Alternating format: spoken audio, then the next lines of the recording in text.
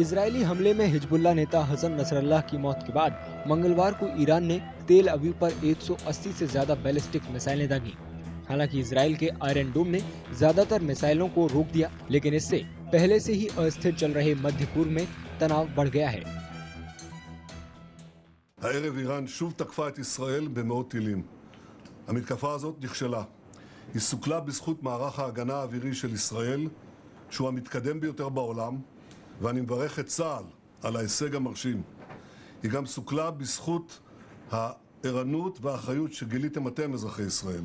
ואני מודה גם לארצות הברית על תמיכתה במאמץ ההגנה שלנו. ये संघर्ष लंबे समय से चली आ रही दुश्मनी का नतीजा है। ईरान हिजबुल्लाह और हमास जैसे आतंकी गुटों के साथ खड़ा है और इजरायल इन गुटों को लगातार कड़ा जवाब दे रहा है।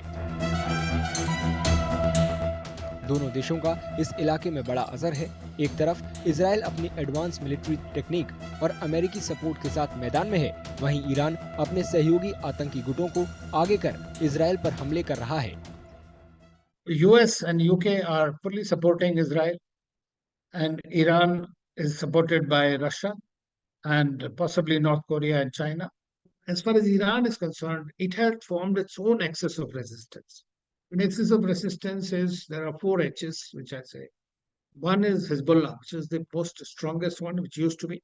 Then you have Hamas, which is also decimated now after a 1-year war. And third is Houthis. Houthis are still using their firepower against Americans, against the British, against the Israelis.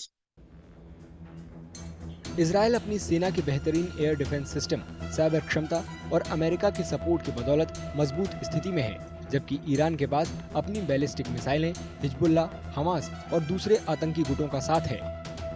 इससे इलाके में Iran का दबदबा रहता है। हालांकि Israel पश्चिमी देशों के मजबूत रिश्ते और अपनी सेना की बदौलत उसे कभी हावी नहीं होने देता।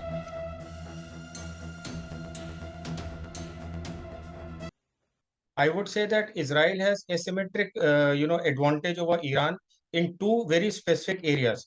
One is its air force, and second it is air defense.